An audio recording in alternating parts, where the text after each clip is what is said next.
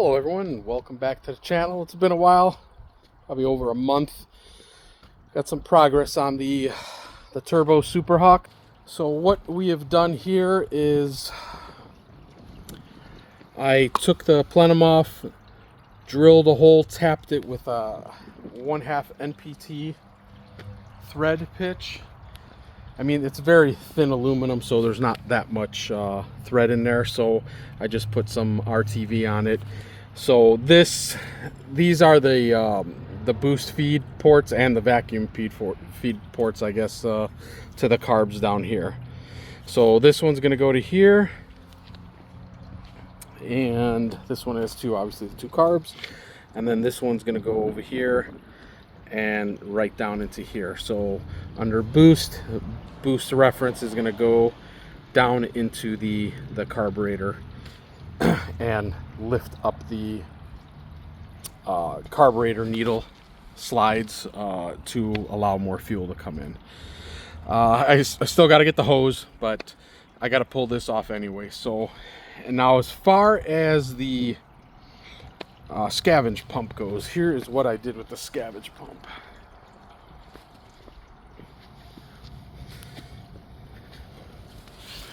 So I picked up a oil-proof hose. This is I think silicone something else inside of it. It is meant for oil. If you use a regular fuel line or regular hose, the oil is just going to deteriorate the inside of it, and you're going to be left with chunks over time clogging up the pump. So I spent the money for a oil-proof hose. It was not cheap. This little 12-inch line was almost 40 bucks shipped, so ouch. I got the AN fitting here. I believe it's a -6, and then a 3/8, I'm gonna guess 3/8 hose barb here and here. It's clamped on this side. I have to buy a bunch more clamps. This bike's probably gonna need 20 clamps. And then here is the sorry, here is the low pressure kind of diesel oil pump. So I did test it on cold oil, and it does pump the cold oil, because that was my concern. You know, the oil when cold, it was too thick, it wouldn't pump it, because I guess diesel oil looks like water to me. But you know, that's why this pump is meant for diesel, hence the green color. And obviously it says diesel right on it. So it did pump the cold oil, and I did it out of a bucket and it went right through it.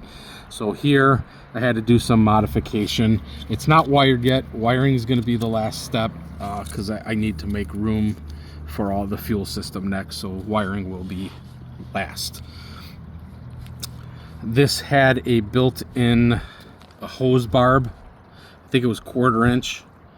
So I ended up drilling the output.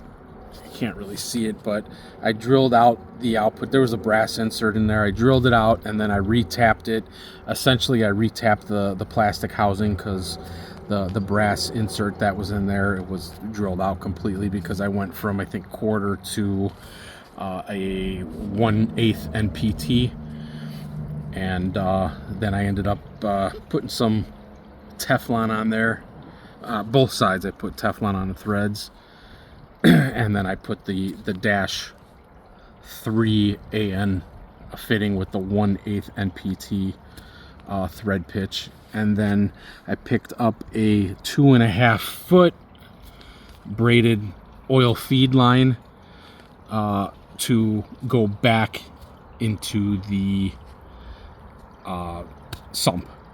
I ended up going through the oil fill, and I'll show you here. I had to make a bracket, I just bent a piece of aluminum right here and used one of the oil pan bolts to hold it up there, and then it's secure so it doesn't get into the exhaust or chain or kickstand or whatever's in the way.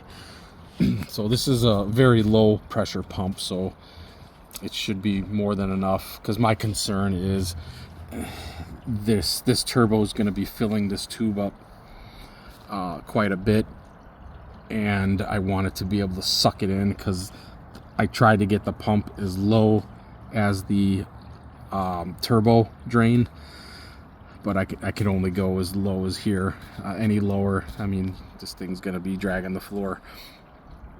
So I'm hoping it'll fill this tube up and then get sucked in, and then the pressure built up, very minimal pressure on this pump, maybe 1-2 psi, and it'll push it through that -3 line. And then the wiring, which we'll do later, the last, I'm just going to run the power and ground to a relay, and then the relay will be controlled by a 12-volt ignition source, which I gotta find by the ignition or by the fuse block. So the line keeps going. There's the bracket I made, and then I also found, because of the many bikes I part out, I used one of these hose brackets, and then it comes all the way up to the oil fill plug. So this is the OEM oil fill plug, and what I did is I just took it out, I drilled a hole in it, tapped it for 1/8 NPT, and then I picked up another -3 to 1/8 NPT thread pitch AN fitting, and I used some Teflon so it didn't leak, and this is the remainder of the 2.5 feet of braided line going right into there. So easily accessible and easy to change the oil. You just pop off the -8, and then the rest of it unscrews normally. So I think we're getting close. This obnoxious pipe sticking out, I left it like that just because I still have a 90-degree bend, but I'll worry about that after it's running. I was just gonna, cut it here and put a 90, kind of bring it down here so it's not sticking way out there. I just did that because I was in a rush, and it's been like that for, I don't know, a year now. Maybe not a year, maybe 6 months. Or has it been a year? I don't know. It's been a while since I have been working on this project. I apologize. So essentially, this is it. This angle is a little off, but a flexible 1/2-inch hose or a 5/8 hose will easily be able to bend. I don't need any fuel line or anything for this. It's just going to be a regular rubber hose. And then these are the vent lines. There's one there and then one there. I'm probably just gonna put a filter on them, call it done. So as you can see, I have to get a loan just for all the clamps I'm gonna need.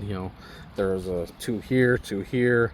I'm gonna need another one here, 2 more on the other side. Endless boost pipe clamps. So I'll hit Harbor Freight and just grab a bunch of regular hose clamps, because I can't use the T-bolt clamps because they're too wide and there's just not enough room to get in on some of these pipes. So this is where we leave off. So next step is I gotta pull the plenum. I have to pull the carbs. I'm gonna clean the carbs because they've been sitting for a year, and I welded the lower plenums with the carbs on, and I didn't think to, well, I did think, but I was too lazy. I didn't cover up the ports on the inside, so a lot of welding splatter got in there. Oops. So I'm gonna get in there, clean those really good. Plus I need access to the cylinder head in the front so I can pull the plugs on both cylinders, and then I got to re-gap them to 25 thousandths. Whenever you run boost, you want to lower the gap so the engine or the coils aren't working as hard, and the compression stroke doesn't blow out the spark plug. It will, plus the boost, the compression plus boost tends to blow out spark plug. ignition, so that's why you drop the gap. I'm not going to bother with getting, you know, colder plugs. This is going to be a low boost build, so you know, we'll probably keep it 6-7 pounds and see what happens. I'm hoping all this works. My concern is this very tiny plenum. I mean, there's really no more room. I mean, even if I can make the plenum bigger, I still got to put a fuel pressure regulator, a fuel pump, and a whole bunch of vacuum and boost reference lines in this thing. So and plus the 2 relays I'm going to need for the scavenge pump and the fuel pump. So this place is going to be jam-packed. And then I also got to run a return fuel line from the fuel pressure regulator into the bottom of the tank. I'll probably put it on the upper section of it. So there's going to be another line here sitting at the bottom of the tank right about here, and that'll be the return, because you need a return, otherwise too much pressure goes in. It can't regulate it. But overall the project is going. I'm still working on it.